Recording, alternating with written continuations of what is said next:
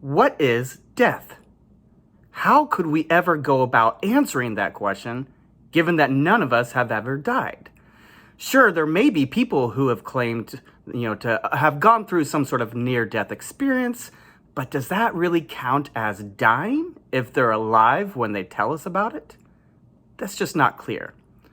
In this module, we're going to discuss these issues. In fact, there's two main questions or issues that we want to consider that Nagel talks about in this chapter. The first question or issue is just simply, what is the nature of death? What exactly are we talking about when we're talking about death? The second question, the second issue, is the question of whether or not death is a bad thing. You might think that death could be a good thing, depending upon what your particular situation in life is. For instance, if you're undergoing some excruciating pain, if you're a soldier at war and you just had your legs blown off and you're going to die in the next couple of hours anyways, well, you might think that death would be welcomed in that case. Or if you're being tortured, maybe somebody is holding you hostage, in that case, you would want nothing more than to die. Or if you're experiencing some very painful form of cancer, maybe stomach cancer, and you seek the morphine. That's the only thing that can get you through the remaining moments of your life. Well, maybe death would be a good thing for you there. And that's because we might think that the process of dying can be really terrible and something that we want to avoid. The pain experienced in the process of dying sometimes is, the sort of thing that if you could, you would eliminate it. That's why it's oftentimes said, at least so-and-so had a painless death, or they died peacefully. Now, I want to begin by making some clarifications. I think these things are important to keep in mind as we're continuing through this material. The first point of clarification is that when we're considering the nature of death and whether or not death is a bad thing, we need to put to the side religious issues, the religious questions. These are important and we shouldn't completely ignore them. But the questions of heaven and hell, what happens when you die, and these sort of problems, we're going to try to approach the question of death without focusing on those issues, right? So we're not going to ignore them entirely. We're just going to table them for the sake of this module. Instead, we're going to think about the nature of death in terms of a kind of philosophical analysis, the philosophical aspects that we want to focus on and find interesting. Now, the second point of clarification, which Nagel discusses a little bit in this chapter, he talks about it in terms of whether or not we can conceive of our own death. But I think that there's a different way to put this issue in the form of an objection. And once we consider this objection, we need to make it clear in order to also put it to the side. All right, so the objection is something like this. When we're talking about death and whether or not there's life after death, well, that question is in some important respects misunderstood or misguided. It's confused in some way. And that's because if we construe the notion of death as some kind of non-existence, then to ask whether or not there's life after death really is kind of a contradiction. It's like asking whether or not there is life after there's no life, right? That just doesn't make sense. If we think death is just the annihilation of living of your life, then it doesn't make sense to say there's more life after you've annihilated your life, right? So once we put that up front and make it clear and obvious, then we can set it to the side as well. And here's how we do that. At least here's how Nagel tries to approach it. Nagel says that question is misleading or confused if we're thinking about death from the first person perspective, from the inside, right? Because from the first person perspective, we engage with the world and we have a particular outlook on our daily go of things. Think of this as like a first shooter game where, you're taking on the role of the viewpoint of the person with the gun, right? The person in the game. Or if you make the distinction between like Google Earth at the ground view and the satellite view, that's another way to kind of think about this. Or just think about it in terms of virtual reality. When you put like the Oculus on or whatever headpiece it is, it's supposed to block out everything else where you're only having this first person perspective. I think that's fairly natural to kind of understand. It's this subjective point of view from the inside, meaning from the inside of my own conscious life, my own conscious experience. If what we mean by asking whether or not there's life after death is whether or not we continue to have this first-person perspective after we stop having the first-person perspective, well, then that just is confused. But Nagel says we can also ask this question from a third-person, objective point of view, kind of asking about the nature of death from the outside, from the third-person, quasi-observer kind of way of approaching it. So now that we've set the stage and we've got these issues sorted out, at least somewhat, we can ask this question about what would it take to survive your own death, where the death of your body is considered like an event that you undergo. What has to be the case about you such that you continue to exist after your body no longer is living? That's the question of survival, which is an issue related to personal identity over time and change, right? The change of your body going from being a living body to a non-living body. Do you continue to persist even though that change has occurred? That's a really interesting question. We don't really have the space or ability to get into it in any detail for this module, but I think it's helpful to sort of set the stage in that way, right? What would have to be the case about you? Are you some sort of an immaterial soul? Is that the nature of you, of your personal identity, such that, your soul will continue to exist even after your body stops living? If you think you are not a soul, right? If you think that physicalism is true, there is no such thing as a non-material, non-physical soul or mind or something along these lines, then you might think that once your body is no longer living, then you no longer exist.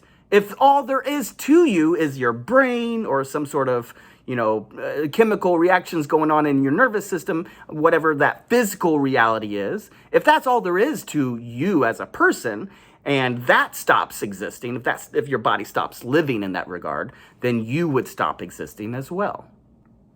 But maybe we can push these issues a little bit further. Maybe you could say, well, it's possible to freeze your body and freeze your consciousness perhaps, and then bring it back to life later on, maybe 100 years later.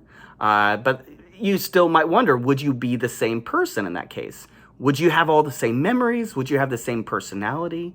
It's not quite clear. Or think about it in terms of whether or not I could transport myself from Nebraska, United States to Paris, France.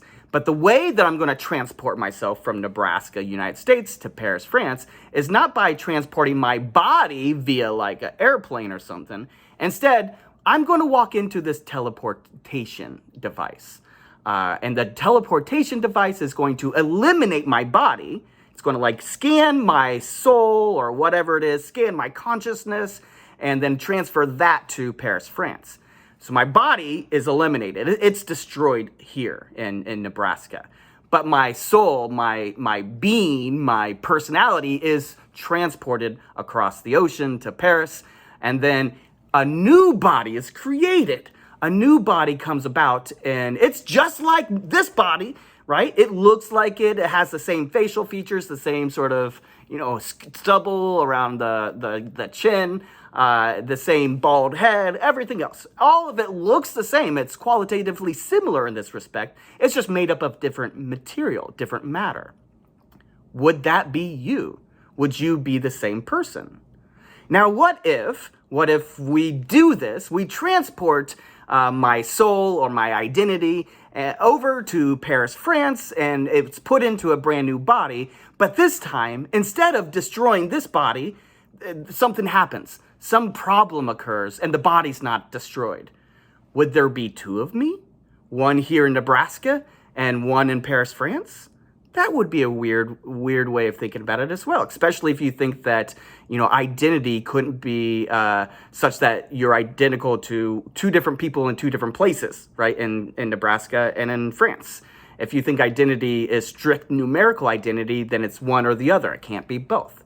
So these are issues that we have to keep in mind, especially if you do bring into the fold issues regarding like resurrection or life after death where, you are reborn or, reincarnated, something along these lines, right? So would you be the same person if you have an entirely different body?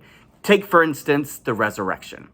Let's suppose that somebody dies in the year 1980 and then their body is resurrected like 2,000 years later, right? Would it be the same body? Would it be the same material? Right? If the soul is taken from the person who lived in 1980 or died in 1980 and then put into the resurrected body 2,000 years later, well, that body has gone through a lot of decay. The plants and the worms and all sorts of other biological organisms have taken advantage of the energy that's produced as a product of the decay of the body. So now the energy and literally the material that was in your body in 1980 has gone into all sorts of different places in the world. All sorts of different organisms have taken advantage of that material and that energy. So what happens then? Do we recreate the original body with the same material that was there when you died in the year 1980 and then just sort of reconstruct it and make it the same body? Or is it a brand new body in some sense, using completely different material? That's sort of similar to the teleportation situation where we teleport you from Nebraska to Paris, France, right? Or just consider the fact that all of the molecules, every single particle that currently makes up your body, once was inside of a dying star, right? Everything that makes up our world came here because of nuclear reactions that happened in a dying star. So is your body really just the parts of a dying star? It seems like that would be weird. When I say my face is my face, I'm not saying my face is a part of a dying star. That seems strange. Or just consider the fact that you currently have a different body than you had when you were like 5 years old. And that's because the cells in your body reproduce. I think it reproduces, depending upon which organ you're talking about, anywhere from 6 or 7 years to like 10 or 12 years. But nonetheless, if you're 20 years old right now, then you have a completely different body than the body you were born with. Except for maybe certain parts of your brain. Maybe there's parts of your brain that stay the same. So these are all issues that we should consider and think about as it relates to personal identity over time. And that's central to the question of the nature of death. In order to really figure out what we mean by death, we got to figure out what we mean by identity. Who am I? What sort of person am I such that I might survive the death of my body? Now, the other question that is central in this particular chapter that Nagel focuses on is whether or not death is a bad thing. Or might we think that death is a good thing? If we think that death is just simply non-existence, right? If you're a materialist or a physicalist and you think that you no longer exist once you've died because your body no longer is living or whatnot, well then it looks like death is not really a bad thing, or at least it shouldn't be considered a bad thing insofar as there's different ways that you've already not existed. For instance, you did not exist for billions of years before you were born, right? You don't really care about that. Suppose you were concerned with something that happened back in 1950. You didn't exist in 1950. I didn't exist in 1950. Should I be worried or concerned about the fact that I did not exist in 1950? No, that seems harmless. The fact that I once did not exist in the past doesn't bother me at all. So why should I be concerned about not existing at some point in the future? That looks a little more difficult to wrestle with. Knowing that I'm not going to exist at some point in the future, that worries me. That concerns me. It's sort of like stealing all the different things that I could do, stealing that away from me, those opportunities to live my life. So there's a kind of asymmetry here, where we're not worried about not existing in the past, but we do seem to be concerned and worried about not existing in the future. But it's only really our current situation, our current experience that brings about this dread, this anxiety and worry. It's not the thing that is dead in the future, because if you don't exist in the future, then you can't be there to be worried. You can't be there to have an opinion about it at all. That's just not something that can occur if you no longer exist. So that's one way of thinking about death on this physicalist or materialist way of approaching the issue.